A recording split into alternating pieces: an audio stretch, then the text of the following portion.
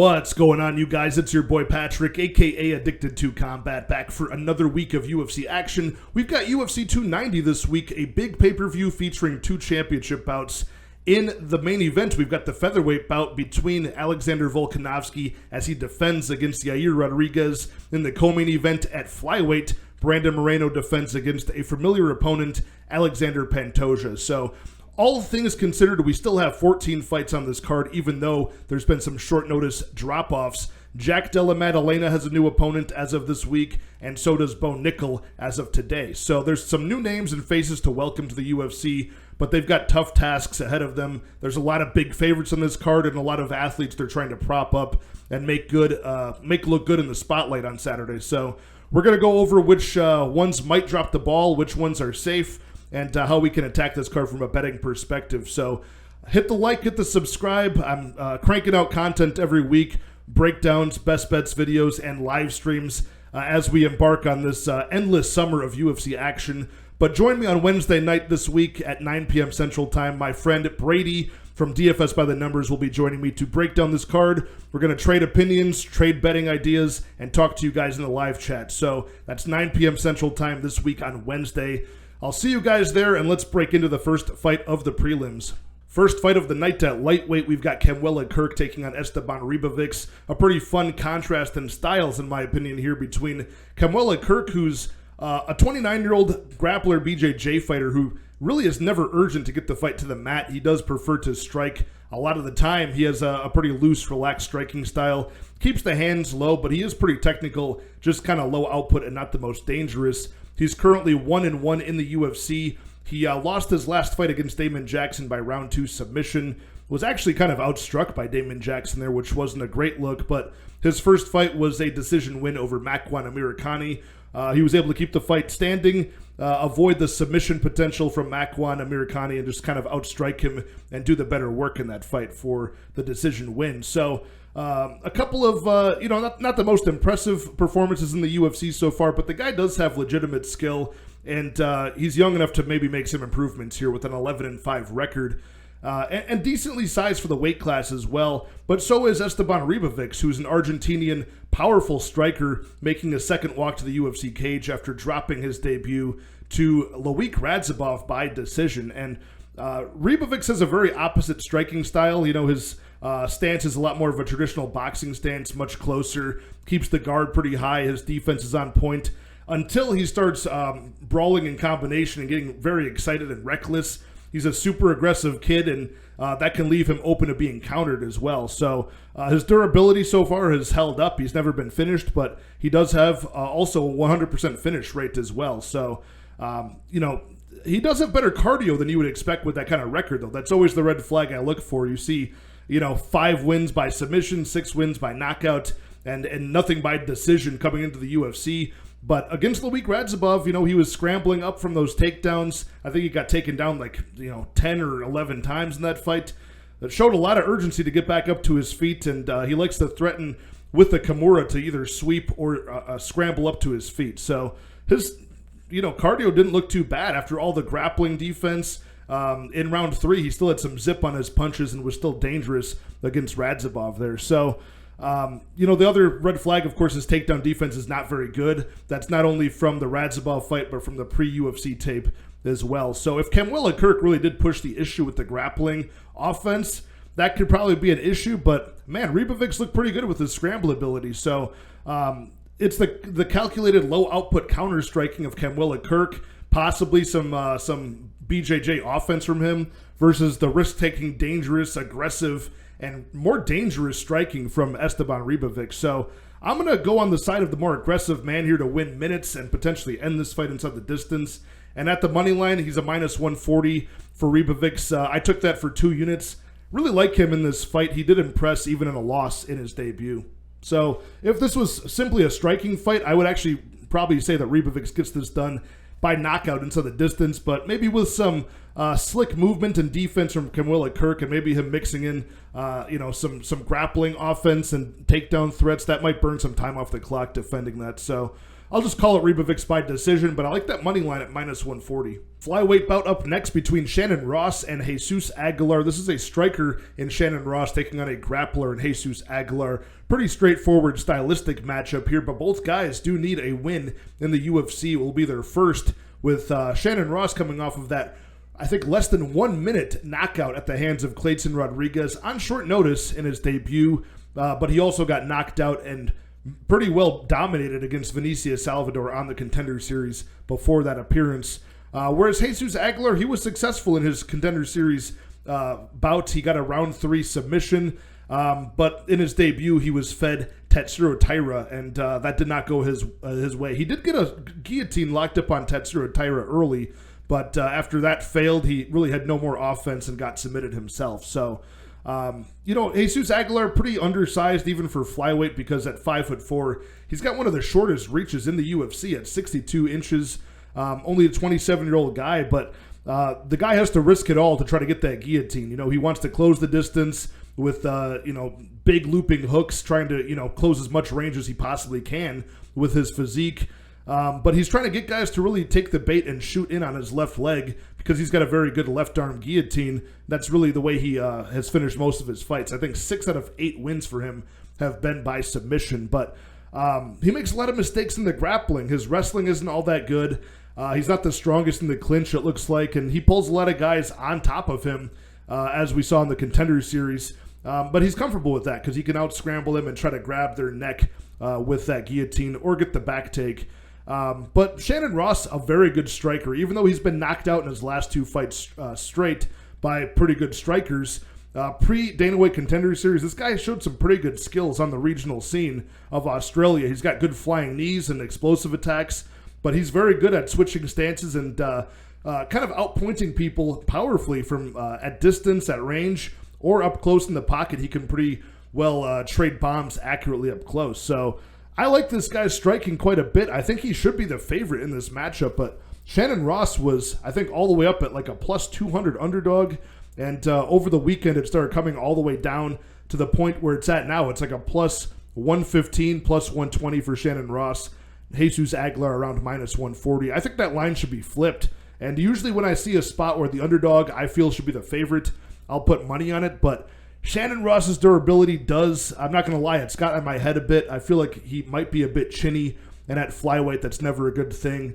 There's a world where Jesus Aguilar does land one of those big looping hooks, closing range, and then club and subs him or something with a guillotine. So, yeah, I don't know. I'm not going to trust Shannon Ross with my money on this one. I do like the unders in this bout, though, because it's a very good grappling finisher in Jesus Aguilar and a guy in Shannon Ross who I think has a huge striking advantage over Aguilar. So I'm going to go with Shannon Ross to get a round 1 or round 2 knockout here as a pick. But, man, if you got in on that like plus 180, plus 150 on Shannon Ross, I like that quite a bit. Where the money land's at now, I'm probably going to stay off of this one, but give me the dog in this bout. Okay, let the big favorites begin on this card at bantamweight. We've got Cameron Saaiman taking on Terrence Mitchell.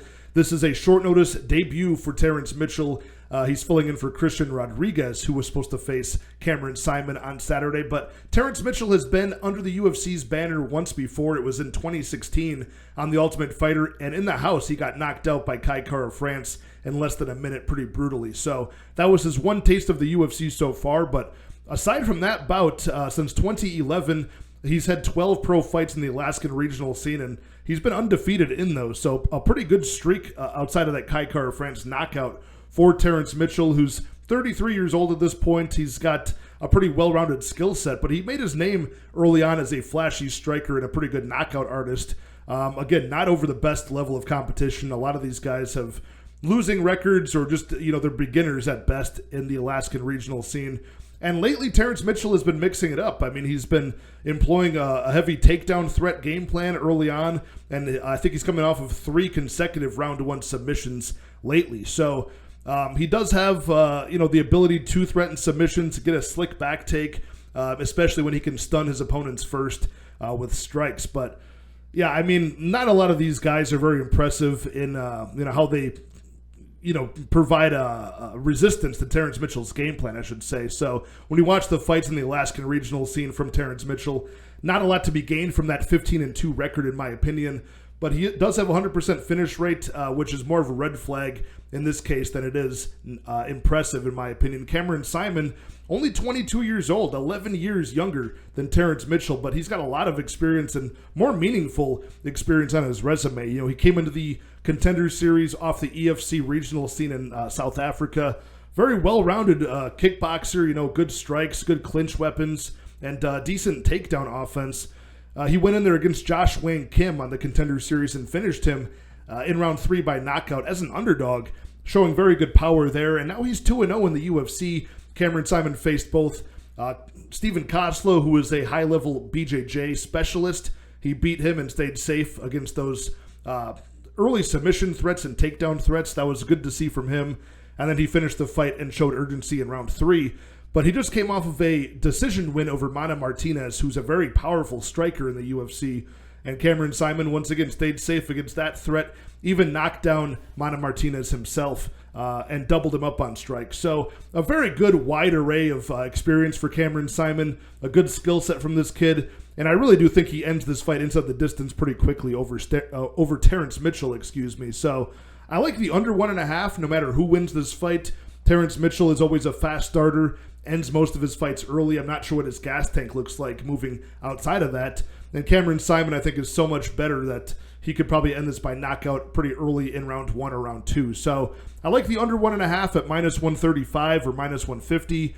Cameron Saaiman himself is a minus 500 on the money line, so hard to work with that. I don't think he should be that big of a favorite, but when you watch the tape, it kind of does make sense, especially on short notice for Mitchell. So, again, give me Cameron Saaiman to win this bout by knockout under 1.5 rounds. Light heavyweight bout up next between Vitor Petrino and Marcin Prachnio. You've got the Brazilian newcomer making his second walk to the cage in Vitor Petrino. 25 years old, physically imposing light heavyweight, who's got vicious power in his strikes. And in his last fight, we saw in a decision win over Anton Turkley. This guy has pretty good 3-round cardio, and he can grapple as well. Marcin Prachnio, a 34-year-old Polish karate stance kickboxer.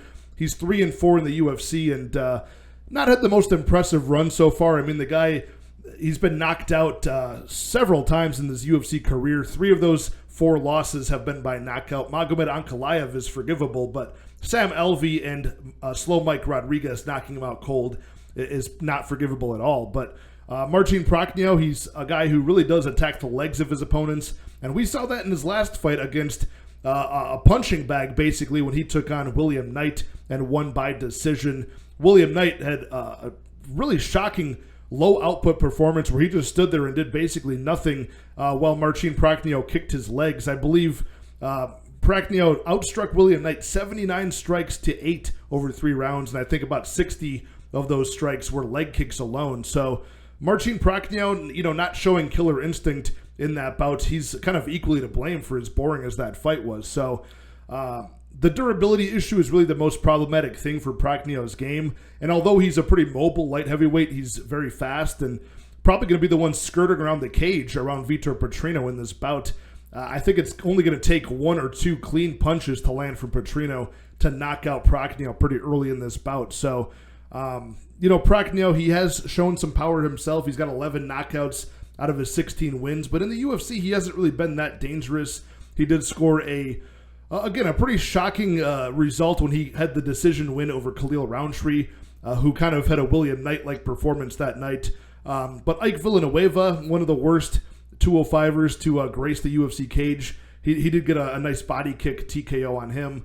But really not been that dangerous in the UFC. So I think Vitor Petrino, who just showed that he's got 3-round cardio to last and throw power strikes against Anton Turkley last time. He even showed that he's willing to employ takedowns and slams into his skill set there. I like that quite a bit from Petrino. So we're looking at Prachnio. He's been knocked out in 3 of his 4 UFC losses. He was out-grappled against Felipe Lins, the 4th loss. So all of these things kind of fit into the skill set of Vitor Petrino, who's at 25 years old and super athletic, only going to be improving each time we see him in the UFC.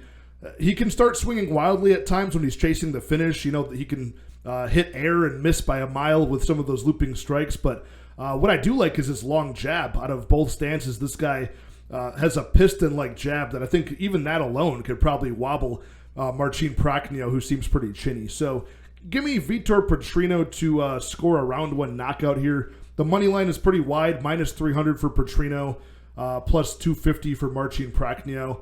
I think the sportsbooks are kind of seeing what I'm seeing here, but money has come in on Petrino quite heavy over the week. I want to see where he opened up at. He opened up around, so it was closer to like minus 250 to minus 270. Now it's really swelling up towards the middle of the week now to minus 300. So I would probably look towards the unders here or look towards Vitor Petrino inside the distance or Vitor Petrino by knockout to try to get that closer to even money. So again, round one knockout, Vitor Petrino. Another flyweight bout up next between Tatsuro Taira and Edgar Chairez. Another big favorite here in the favor of Tatsuro Taira, the undefeated 13-0 high-level black belt in BJJ. Taira is a minus 900 to minus 1,000 favorite over Edgar Chairez, who makes his debut here at plus 600, the underdog. So we have seen the 27-year-old Mexican Edgar Chairez before. On the Contender Series last year, he lost to Clayton Carpenter via 3-round decision. After having a very strong start in round one, he slowed down and gave up takedowns and control in rounds 2 and rounds 3 to Clayton Carpenter. So that's kind of the story of the pace for a lot of Chairez's fights, to be honest. He does have a big frame for the division, just a big stature, even though he's 5'7", just like Tatsuro Taira. You can tell he's a pretty muscular guy. Trains out of Entram Gym with the likes of Brandon Moreno as one of his training partners. And he's got a 100% finish rate as well. 6 submissions and 4 knockouts. His last win was in Fury FC. This is after that Dana White Contender Series loss last year. I think earlier in the year, I think in March, it was kind of a viral moment. He won against Yanni Vasquez by way of round 4 submission. He had a locked-in triangle choke, did Chairez, and the ref just ignored the fact that his opponent was unconscious from that one. So he had to switch it to an armbar, let the opponent wake up from the triangle choke, only to have the guy tap. So it was a very scary moment. Edgar Chairez almost killed the guy in the ring because the ref was incompetent. But either way, he's got a very good submission skill set. He's dangerous off of his back, and that's partially why he's a big underdog here, because that skill set, of course, overlaps against the much more patient, much more high-level and sophisticated grappling of Tatsuro Taira, who's just a whiz on the ground. But Edgar Chairez makes this interesting because in round 1, he's got very snappy strikes, a lot of respect-earning power in those, a nice straight 1-2 down the pipe, very good knees that could counter the takedown offense of Tatsuro Taira, and good kicks to the legs and the body as well. But he does slow down after putting in a lot of the effort into those strikes and maybe attempting the grappling early in the fight. He visibly slows down and doesn't have that same zip on those strikes in rounds 2 and rounds 3. He can start over-swinging and get taken down pretty easily either way. So his takedown defense not great. He's pretty okay working off of his back since he has that submission skill set himself. But Tatsuro Taira, we haven't seen a whole lot in the UFC of this guy's striking, but what we have seen is it is pretty clean and technical and defensively sound. He's just waiting for that perfect moment early on to level change and try to attack a single or jump on your back and try to find a way to get the fight to the mat, where then he dominates. He's very patient, chaining together submissions and creating traps with his BJJ. So, the strong body locks of Tatsuro Taira, very hard to escape from once he latches on. I think, if he can just avoid the power of Chairez in round 1, I think he's pretty home free to win this fight in rounds 2 or rounds 3 by submission. And that's where I'm going to pick Tatsuro Taira to win this. Round 2 or round 3 sub for Taira. I'm not quite sure what the props are on this one. I still have to look on some of the other sports books. Maybe there is a way to play Taira inside the distance by submission, but I think at minus 1,000 the money line, it's not that sneaky of a play to play the props that way. So probably going to be a pass betting-wise, but give me Tatsuro Taira to get the job done. Light heavyweight bout up next between Jimmy Crute and Alonzo Menifield. This is a rematch from a bout that happened between these two in February where they fought to a majority draw. And it would have been a decision win for Alonzo Menifield, but he did lose a point in round 3 for a fence grab. But early on, Jimmy Crute was in all sorts of trouble because he got in a firefight with Alonzo Menifield in round 1, which is something you never want to do because that's really the win condition for Menifield, is finishing the fight by strikes in round 1, under 1.5 rounds. So backing up, Jimmy Crute is a 27-year-old grappler. He's a very good submission fighter, but he's got power in his hands at this weight class as well. Alonzo Menifield at 35 years old. He's been in the league for quite a long time, doing pretty average. I mean, he's gone 6 wins, 3 losses, and 1 draw, but not over the best level of competition for either guy here. But he's a powerful striker, is Menifield. Very fast starter. He's got good distance striking weapons to try to, take you out early. Or if the fight does wear on, he can lean on his physical strength in the clinch, and with the cage wrestling, he can be kind of dominant there as well. Pretty decent takedown defense for Alonzo Menifield, but it's not that much, it's not highly tested, I would say. Not many people force that kind of issue on him. Jimmy Crute was doing a pretty decent job early of getting the takedowns in that fight, but he gassed out in round 1 and started going for just a total brawl against Alonzo Menifield, almost getting himself knocked out in the end of round 1 and the beginning of round 2. So, this fight is still close. I mean, Jimmy Crute's been knocked out a few times, but from very good guys. Alonzo Menifield is a guy who's not really winning any decisions. So if he doesn't get the job done early, he might, succumb to the grappling of Jimmy Crute late. So the sportsbooks see that this is close. They went to a draw last time. That would indicate it's close. Jimmy Crute's a minus 120 favorite. Alonzo Menifield about a plus 100 even money pick. So, man, I don't want to trust either of these guys with my money because neither of them have very good cardio and neither have the most impressive wins. But I do like the unders in this bout. Of course, the under 2.5 is a no-brainer, but the under 1.5 at a pick-em price tag, like minus 110, minus 115, that could be a play here as well. I think this fight does play out in somebody's favor early. Jimmy Crute could get the takedown like he did last time and then actually be successful with the submission attempts, which is the route that I'm leaning. But Alonzo Menifield could chin him if he's reckless and wants to brawl once again. So could be any man's game here. I don't want to be on a side of this one, but just from a pick perspective, I'll pick the 27-year-old Jimmy Crute. I think he's got the simpler things to fix in his game, just making better decisions, sticking with the wrestling early and often, and maybe just being a little bit more defensively sound with his striking. If he can, shore up those simple things, it's a lot easier than the 35-year-old Menifield, fixing holes in his takedown defense, holes in his submission defense. I think that's a lot more complicated, especially at his point in his career. So give me Jimmy Crute to get an under 1.5 round finish here, likely by submission. Women's strawweight bout up next between Yasmin Jauregui and Denise Gomes. A very fun fight here at 115 between two aggressive strikers with fight-ending power. And they both close the distance aggressively in combination. They're both coming off of round 2 TKO stoppages apiece, so it makes sense that they're matched up here. The perfect 10-0 professional record of Yasmin Jauregui, the Mexican who's now 2-0 in the UFC after, again, that round 2 TKO stoppage over Estela Nunes at the end of last year, and of course her impressive debut last August over Yasmin Lucindo, a round 3 decision there. Yasmin Jauregui's got very competent striking. She can be technical, she can brawl and make the fight dirty, which she kind of likes to do more than not. And she's got solid cardio to back it all up. So a pretty fun prospect in Jauregui here as she takes on Denise Gomes, who came off last year's season of the Contender Series, scored a round 3 decision there, looked pretty high output and had pretty good cardio and power too. But she followed it up with a very, very short notice debut against Loma Lookboonmee, where she fell short as an underdog. But I thought she made a very good account of herself there. Denise Gomes showed that she could absorb a lot of strikes from the Thai fighter Loma Lookboonmee. She got taken down repeatedly, but was able to reverse to a top position, actually threatened with a pretty tight arm triangle at one point, threatened Kimura to try to get to her feet and sweep, and she stayed in the fight and never gave up on herself. So I thought she did pretty well in a loss in that one, which is what drove me to pick Gomes as an underdog in her last fight against Bruna Brazil, who was pretty hyped contender coming off the Contender Series in her debut, but Denise Gomes knocked her out, I think, in round 2 of that fight as well. So just a lot more adversity faced from Denise Gomes than a lot of people in her position, and she's very tough and only 23 years old now, just turned 23, so rapidly improving. She's got 5 knockouts that make up her 7 wins. Brawling 2-3 combinations. She's got a very nice left hook to the body, right hook up top. That dropped Bruna Brazil in that spot. So, look, man, I just think that the skill set here is very similar. Yasmin Jauregui is a little bit more polished. at range. I think she might have maybe a little bit better cardio as the fight wears on.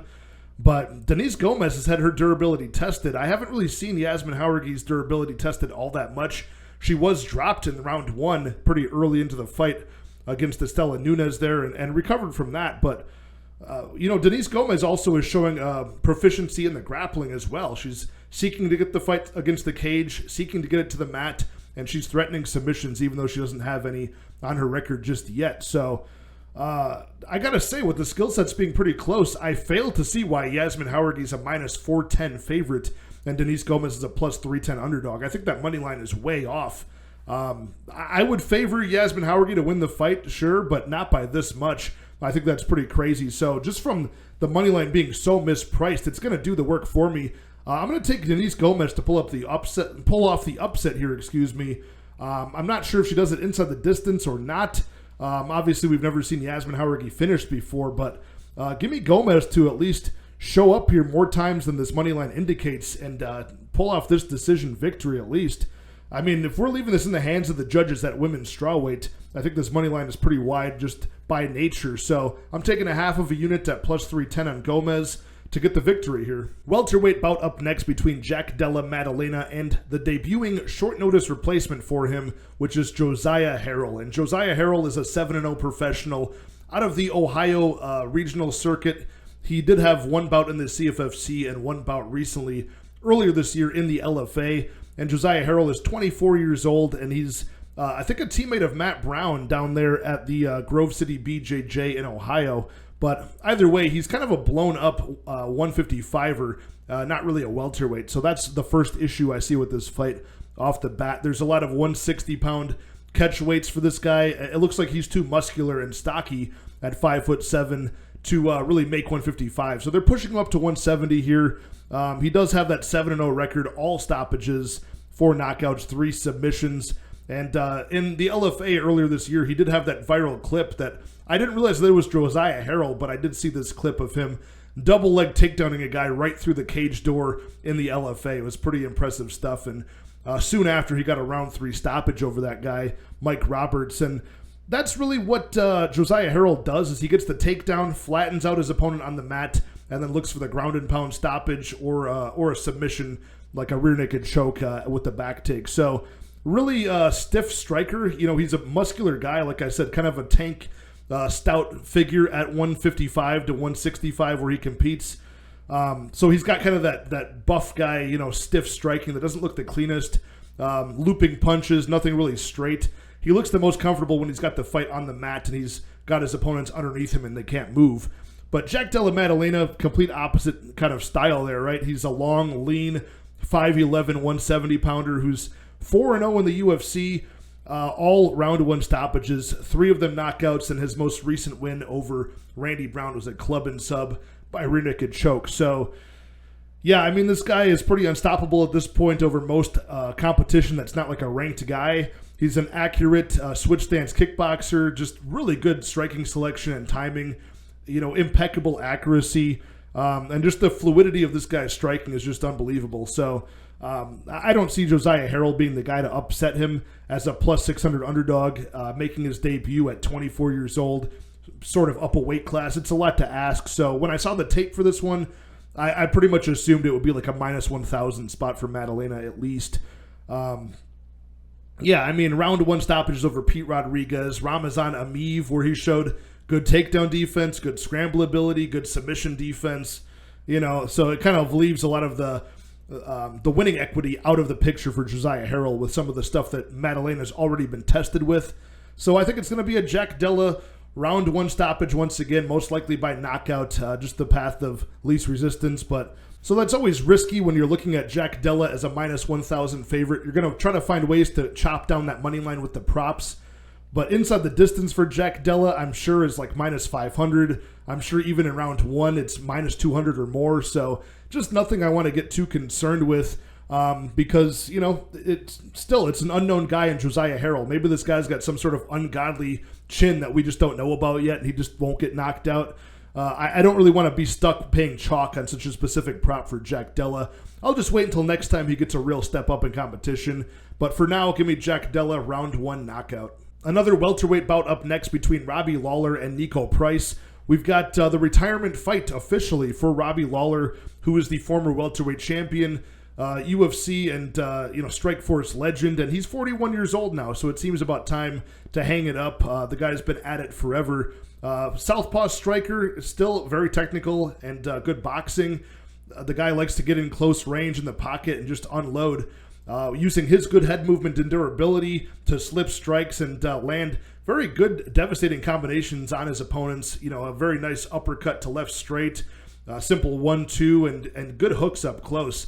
And the guy can kind of bob and weave his way to safety while landing the knockout blow on his opponents, but hasn't been working out for him his last handful of fights. He's 1-4 in his last 5, and that one win was over Nick Diaz, who's actually more over the hill than Robbie Lawler at that point in 2021. So he's taking on Nico Price, who's 33 years old, so quite a bit younger than him. A pretty sizable welterweight at 6 foot tall and a big frame. And he's an aggressive kickboxer himself. And Nico Price, very exciting fighter, but he's very hittable and takes a lot of risks. So he marches forward, unloads just big looping strikes with his hands down, always leaves his chin up in the air to be hit and countered. And as such, over the course of his long UFC career so far, he actually gets hit more on average than he lands in return on average. So that's never a good stat to see. His defense is not very good, but if he's not unloading big looping strikes on his opponents, he will just bully them in the clinch and sometimes seek to take the fight to the mat as well. But I think both guys are going to be pretty content to stand and strike here as long as this lasts. Robbie Lawler, a guy who, he very much used to rely on his durability and his power. He was never a high output striker, just wanted to land the more devastating, more damaging strikes to win the fight, whether by knockout or decision. But that durability is starting to crack. Obviously it does at 41 years old. We saw in his last fight last summer with Bryan Barberena, he got standing TKO'd in round 2 by Bryan Barberena, who's not a dangerous threat. And if you want to compare that fight to Nico Price I think takes a lot more risks. He's a lot more aggressive and probably just as sloppy as Bryan Barberena, if not more. But he lacks the durability, but he's a lot more dangerous. So there's a trade-off there. Either one who wins this fight on Saturday, I think this does end inside the distance, under 2.5 rounds, and I think it probably is by knockout. But I can't bet on Robbie Lawler at 41 years old, who's showing signs of his durability getting cracked.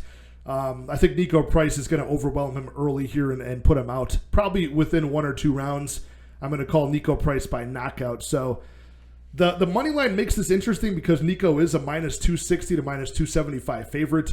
I think that's far too wide. I'd rather play the unders in this bout, if anything. I think the under 2.5 is at -170, -175.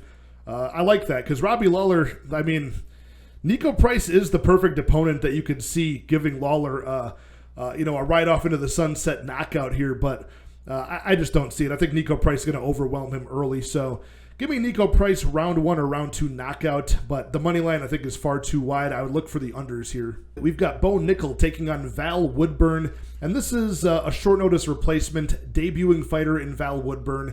This trend continues here in the main card. Bo Nickal was supposed to take on Tresean Gore, who pulled out of the bout due to injury, and they quickly kept Bo Nickal on the card as he's a highly hyped prospect and a big draw for this weekend. Val Woodburn was on the Contender Series schedule for this summer, but now he's got a bigger opportunity. He's 29 years old, 7-0 as a professional, fighting out of the Florida regional scene. And he's a very muscular, brawling striker that does mix in takedowns into his game plan. Val Woodburn, I think he was formerly a heavyweight at one point, probably a football player back in his youth. I'm not sure how much foundation in martial arts he has, but I think he turned pro or amateur within the past handful of years. And now he's finished 5 of his 7 bouts by knockout. And like I said, he does mix in takedowns, but a lot of it is just using his very muscular physique. He's a former 205er as an amateur, and now just a 5'8", really stocky middleweight. So he can kind of override technique with just pure strength in round 1, rip the opponents to the ground, and then vicious ground and pound from there. His striking looks okay. He can catch kicks and fire the straight right, but it's mostly just big looping strikes, big uppercuts, big hooks. He does kind of strike like a big buff stocky middleweight would strike. So none of this is really going to matter when Bo Nickal goes in there with a massive speed advantage, size advantage, athletic advantage, wrestling and grappling advantage here. So I can see why Bo Nickal is a massive favorite, but he is, of course, a ridiculous minus 2,500 at this point on BetOnline over Val Woodburn. So not much you can really do with that. And, of course, as we've already seen in the Dana White Contender Series and his debut spot this year against Jamie Pickett, even the props for Bo Nickal inside the distance, under 1.5, by submission, these are all juiced. I want to say like round 1 sub for Bo Nickal, which I'm pretty sure I bet and cashed against Jamie Pickett, was minus 160, was like the best price. So I'm not sure we're even going to get that this time. Probably not. I mean, this is a big step down in competition from what Nickal has faced so far, probably. But yeah, I mean, freestyle wrestling freak.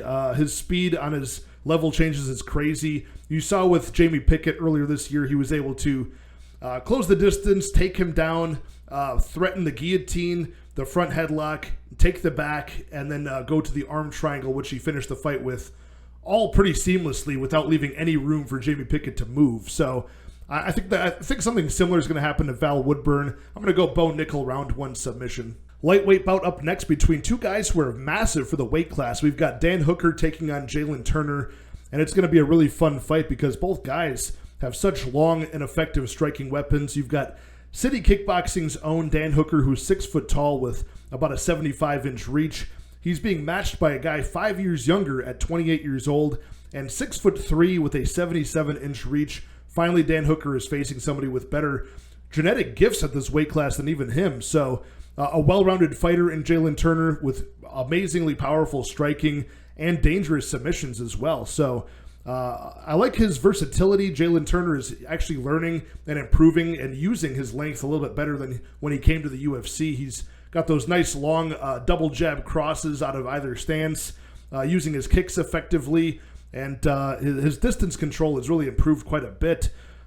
Whereas Dan Hooker, he's so used to being the bully and being the size bully at the weight class that he fights with his hands low and has that tall man defense, pulls his chin back to get out of the way, uses the long weapons like the stabbing front kicks, the switch high kicks. Even the big knee up the middle is a big weapon for Dan Hooker because he's so used to fighting guys so much shorter than him that's usually making its way to their chin. Pretty low on the body of Dan Hooker, so to speak. So, Dan Hooker, I think, is going to deal with a lot of things here that he's not used to dealing with, and I think he's going to get hit from, obviously distances he's not used to getting hit from. So it's a lot of changes for Dan Hooker to make, and on top of it, I think there's a bit of a durability issue against Dan Hooker, who's not only been knocked out by, Michael Chandler in round 1, starched pretty quickly in that fight by a much smaller man, but then he got knocked out by Arnold Allen, who's not all that dangerous, although you could maybe blame that on a bad weight cut for Dan Hooker moving down to featherweight unsuccessfully. Coming off of that pretty easy round 2 knockout TKO stoppage over Claudio Puelles, usually Dan Hooker does fall victim to guys who are pretty good grapplers, but obviously Puelles did not have the wrestling to threaten with those takedowns. I just think with the versatility of Jalen Turner's game, the size advantage, the youth advantage here, and coming off of a very impressive performance in a loss against Mateusz Gamrot, where he was able to get back to his feet most of the time, wall walk on the cage, scramble effectively, and stuff a lot of Mateusz Gamrot's takedowns. He ended up losing that fight because he ended up giving up control time in 2 and 3 of that fight, but still showed pretty good cardio and pop in his punch even in the later parts of the fight. Showed good durability, all things considered. There's just a lot to like about Jalen Turner. I think he's going to dictate the pace of this fight, have the more respect-earning strikes, and if you wanted to score a club and sub in here, I think that's live and that's on the table. But I think whoever's getting the worst end of the striking exchanges early into the fight, I think it's going to be the first one to try to level change and change the pace of the fight. So whether that's Dan Hooker shooting a takedown or Jalen Turner, either one. But I think Jalen Turner is going to be more successful in more avenues of this fight. So I'm going to take him to win by round 1 or round 2 finish. But where the money line is at, it is, again, this is a common theme. It's a pretty wide money line when we're looking at Jalen Turner minus 240 to minus 260. like I can see more paths to victory for Jalen Turner here, but that's still a pretty wide money line. Considering all of the experience Dan Hooker has, he's a pretty high-level guy to be kind of disrespected with this line. But, yeah, I am sensing a bit of a durability issue, so give me Jalen Turner to win inside the distance here pretty early into the fight. Middleweight bout up next between Dricus du Plessis and Robert Whittaker. A super fun fight at the weight class. Just fun to break down because both of these guys have such opposite traits in many aspects of the fight.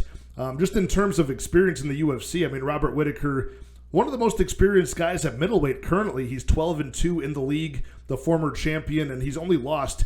Those 2 losses are both the same man, Israel Adesanya. He's beaten everybody else. He's had tons of 5-round experience successfully, and just a very well-rounded guy.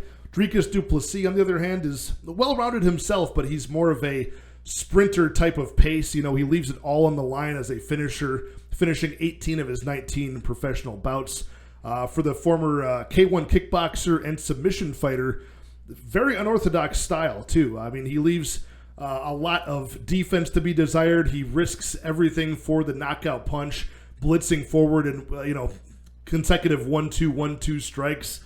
And the guy really just does not leave a lot of pace for the rest of the fight. I mean, he can be gassed out as soon as the end of round 1, as we saw in his last bout against Derek Brunson and his bout against Darren Till the fight before that. He tries his best to finish the fight early, and if not, he leaves nothing for the rest of the fight, but manages to somehow recover and work through that fatigue so far. He is 5-0 in the UFC, 4 of those 5 by stoppage. So, pretty huge for the weight class. We've got that going for Dricus du Plessis, just like a big, muscular, strong physique. But again, totally fast twitch oriented, really not endurance based at all. He's really just all explosive based. And when his cardio fails, whether he works through that fatigue or not, just the optics are so bad for the judges. His defense falls completely apart. He's super hittable, and he reacts to every single strike with his mouth hanging open, gasping for air. So even when he's winning the fight, I mean, if some of these fights went to the judges' scorecards, just based on the optics, I mean, it's already going to go poorly for him, in my opinion. But he takes on Robert Whittaker, who's kind of the complete opposite. He's a well-rounded guy who paces himself for 3 and even 5 rounds pretty easily. Very efficient striking, accurate, gets in range, lands his combination, then he's back out of range. Super defensively sound. I mean, all of these things are complete opposites of what I just described for Dricus du Plessis. So, just mixing in the striking selection for Robert Whittaker, not only is it good boxing up top, but it's strong leg kicks and side kicks to the leg to disrupt the movement of Dricus du Plessis. That's going to come into consideration here. So, man, just really high output for as long as this fight should last, and really good defense. So unless Dricus can really just blitz Robert Whittaker early and knock him out, which not many people have done besides Israel Adesanya and I believe Wonderboy Thompson early on at welterweight. Robert Whittaker has faced some powerful guys before. He faced Jared Cannonier and beat him over 3 rounds. He faced Darren Till over 5 rounds, who's a power threat early. Yoel Romero over 10 rounds of competition there. So even when he does get hurt in some of these bouts, he's got good recoverability, and his cardio, I think, aids in that. So always a good game plan. And again, this guy is beating everybody at middleweight besides Israel Adesanya. And even that, his last bout with him early 2022, super competitive back and forth bout there. So able to seamlessly mix in the striking, and then as the fight goes on, mix in the takedown threat. Give me Robert Whittaker to win here, and depending on how aggressive Robert Whittaker is, how many chances he starts to take as Dricus du Plessis fades into the fight, I think Whittaker could get this done inside the distance. It's been a while since we've seen him win via stoppage. I can't even remember when the last time that was. Let me take a look here. We're looking at his last bout against Marvin Vettori, a pretty clear-cut unanimous decision last September. We've got to go all the way back to his TKO stoppage over Jacare Souza in 2017 for a finish. So, I mean, out of all of these guys, I think Dricus du Plessis could be the one that he could finish here. He's been facing some pretty high-level competition, durable guys with good gas tanks. So, yeah, give me Robert Whittaker to win inside the distance. I'd say either round 3 or by decision here. Flyweight championship on the line in the co-main event between Brandon Moreno and Alexander Pantoja. Very fun fight up next. We've got the high-output striker and very improved fighter in the last handful of years in Brandon Moreno as he takes on the challenger Alexander Pantoja, who's a high-level wrestler and grappler, strong BJJ black belt. And this is technically a rematch. They fought once before in the UFC in 2018 where Pantoja won a strong unanimous decision, and they also fought in the Ultimate Fighter back in the exhibition 2-round bout in 2016 where Pantoja had beaten Moreno at that point by submission as well. But we're looking at a whole different level of Brandon Moreno, a guy who's fought now 4 times against Davison Figueiredo, and in between those contests, he got a round 3 stoppage over Kai Kara-France. So a super leveled up version of Brandon Moreno. Since these two last fought, I would say his striking is much more advanced defensively and offensively. Striking selection very strong, rips to the body, enters the pocket with good combinations. And unlike the Ultimate Fighter back in 2016, Moreno's striking defense very, very good now. So that's one of his better attributes in my opinion. And, you know, along with that better striking, we've seen that Brandon Moreno can now hide his takedown offense with the use of that striking. So, you know, he's got a lot more ways to win the fight than he did back in the day. A lot more improved at 29 years old at this point for the 5'7", 70-inch reach Brandon Moreno. He takes on the 2-inch shorter 5'5" Alexander Pantoja.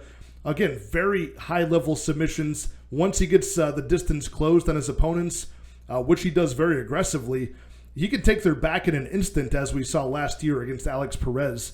Pantoja just marched him down, walked through his strikes, jumped on his back for the body triangle standing, and got the neck crank in a couple minutes' time. So Pantoja has that ability. He can really end the fight in a hurry, or at least gain control time as soon as he gets your back taken. So Pantoja is a guy who even could out-scramble the scrappy Brandon Royval a couple fights ago, who, you know, that guy's got a very good get-up ability. He can scramble to dominant positions pretty well himself, but Pantoja stuck to him in round 1 of their fight like glue. And even in round 2, it didn't take very long before he got the submission, just ripping Royval back to the ground, sinking in the hooks and getting the rear naked choke. So very high-level stuff from Pantoja, but my gripe on Pantoja is, you know, he can really just sell it all for that takedown offense. Put all of his effort and sprint into the scrambles in the ground, and when people give resistance, you know, he tends to tire out, and by round 2 or especially round 3, his striking output is down, even his takedown offense is labored, and he kind of looks like a sitting duck out there if he hasn't gotten the submission win. So that's going to be a problem in a 5-round fight against Brandon Moreno, who's got a ton of experience lately in 5-round contests, and Pantoja does not have any, to my knowledge. So you got to give the striking, and I would say the cardio, and of course experience now, all to Moreno. I would give, of course, the wrestling and you know, BJJ advantages to Pantoja. The power could go to either guy here. We've seen fight-ending sequences from both guys with the strikes. Pantoja is good at his 1-2 leg kick is solid. He's got a very good jab to overhand right, which he wings powerfully, and if it lands, it's devastating. But he's good at cutting off the cage with that looping lead left hook as well. But I think Brandon Moreno is just wise to the striking tricks at this point, and I think he'll have the better boxing for sure. So I guess it becomes a question of, can Pantoja walk through the strikes of Brandon Moreno in rounds 1 and rounds 2? Can he close the distance and get the fight to the mat, where he can either find the quick submission or just gain the control time necessary to win those rounds and bank those for later in the fight? That way, if Brandon Moreno builds into the fight, Pantoja just needs one more round or so to, you know, pull off 3-2 and win the belt. The money line could be closer. It's -200 for Moreno, about +165 for Pantoja. Could be closer. I do favor Moreno to win. I think his cardio and all of his experience he's gained, all of the improvements he's made, I think he's going to put them all on display here on Saturday. But again, you can live bet Brandon Moreno after round 1 if he's controlled. Get a better line at like -150 to even money on him. I think that's the best case scenario. I think he does build into this fight. Neither man has been finished inside the distance so far. For that, I would like the overs in principle, but again, Pantoja probably the most likely to finish this fight early. So give me Moreno to win by decision here. Not sure if I'm going to have any betting action on this fight except for that live betting opportunity I spoke on. Okay, we made it all the way to the main event of the pay-per-view. Hit the like, hit the subscribe, and let's break into this championship bout at 145. The reigning, defending Alexander Volkanovski as he takes on the challenger, Yair Rodriguez. You've got the well-rounded, high-output boxer in Alexander Volkanovski taking on the creative, effective striker in Yair Rodriguez, who's got the Taekwondo background, which owes to that flashy style. The panache of this guy's kicks cannot be questioned, as we saw in his last bout against Josh Emmett, where he scored the interim belt in February. Pretty much, after a little bit of early adversity, eating some big strikes from Emmett, Yair Rodriguez showed durability, some tenacity, and came back and, just started eating up Josh Emmett with strikes. And it was a lot of those body kicks, too, which really did the heavy lifting there to end the fight. And it ended up being almost like a club and sub triangle choke victory for Yair Rodriguez. And it really is the tempo of Yair's striking sometimes that makes it look so effortless. He throws things in long combinations, and it's like not really all fight-intending strikes until the very last few strikes in the sequence, and then he really puts the final pop on those strikes, and it was really effective. His quick kicks with no wind-up or really telegraphing to them, they just hit the target right when you least expect it. The guy's got a lot of really good weapons, and he's 5'11" at the weight class, only 30 years old. The only red flags I see from Yair Rodriguez, and there are a few, it's just he's been fighting so infrequently that we haven't really got a good chance to see stepwise all of the improvements he's made. His resume is, of course, just lacking compared to that of Volkanovski, especially in 5-round spots recently. He had a 5-round bout scheduled against Josh Emmett, only took 2 rounds. He had the 5-round main event last year against Brian Ortega. Due to the injury, it ended after 1 round. So just not a lot of spots where we're going to get a good chance to see what the cardio looks like of a high-output striker in Yair Rodriguez, who uses all of the kicks and things like that, which take a lot of energy. But we did see 5 rounds of action with him against Max Holloway about a year and a half ago, but he came up short in that bout. So Volkanovski, on the other hand, he is coming off of a loss, but that was up a weight class against Islam Makhachev, and really his stock at featherweight rose in that bout because he lost by split decision, defending over half of Islam's takedowns, outstriking the bigger man, and hurting him and dropping him in round 5 to almost pull off the double champ status. So Volkanovski, even though probably the only red flag against this guy, the only true weakness you could bring up is his height and stature is 5'6", but his wingspan is almost that of a 6-foot tall guy. So 34 years old, he's still very much in his prime, riding high at the featherweight division, looking for his 5th title defense here. I don't think he's really got any true weaknesses. He's durable, got extremely good cardio, and that lends to his good recoverability. His good cardio leads to his high fight IQ. He can think his way out of a bad situation. I like that I've seen Volkanovski in really bad situations in the midst of title fights and come through the other side of it as well. That's just a big intangible that I have to give him in this fight. I've seen him in mounted guillotine and triangle chokes from Brian Ortega and still come through to survive and win the fight dominantly. He's been paired up against one of the best featherweights of all time, one of the highest output and best cardios of all time, and Max Holloway. 3 times he's beaten the guy, and in the 3rd fight it looked like he was a whole level above Max Holloway, just outpacing him badly, beating him up with the striking. So Volkanovski also has the wrestling game plan he can employ. Usually he does that later in the fight, like round 3, 4, and 5. He'll start dropping takedowns on his opponents, and I think that's going to be very effective against Yair Rodriguez. The kicks can be countered with the takedowns. The kicks can be caught and taken into some ground control time for Volkanovski. But we've seen Yair Rodriguez struggle with that part of the game before. Guys like Jeremy Stevens, I remember taking him down. Frankie Edgar held him down. I think that was that led to the round 2 doctor stoppage. He lost to Frankie Edgar years ago. And even in his last fight against Max Holloway was dropping takedowns on him as well. So I think Volkanovski can certainly do the same with his well-rounded skill set there. So yeah, there's just a lot to like about Volkanovski. The money line could be wide if this were just solely a striking fight, but with all things considered, the cardio, the durability, just the resume, I think the money line, I want to say it's about right. It's what I would expect anyway. So I'm actually going to think that Volkanovski can end this inside the distance later in the fight. So I'm going to play Volkanovski for a small bet, plus 160 inside the distance. And then I'm going to play a small sprinkle on his round 3, round 4, and round 5 finish props as well. So that's how I'm going to bet this fight. Give me Volkanovski to beat Yair Rodriguez. Just a brutalizing cardio pace, striking output, and wrestling game plan as the fight wears on. I think at some point Volkanovski finds the kill shot and puts away Yair again somewhere in rounds 3, 4, or 5 of this fight. Okay, there you have it, you guys. All the fights broken down for UFC 290. We've got Volkanovski taking on Rodriguez, and we've got Moreno taking on Pantoja. Should be a very fun 14 fights this weekend. Hopefully they all stay intact as the week progresses and the weigh-ins happen on Friday night. But again, join me on Wednesday night at 9 p.m. Central Time. I'll be going over these fights in greater detail with Brady from DFS by the Numbers. Should be a good time to talk to you guys and to talk to Brady and try to find more ways to make money at UFC 290. So I'll see you guys there, and I'll talk to you guys next time. Cheers.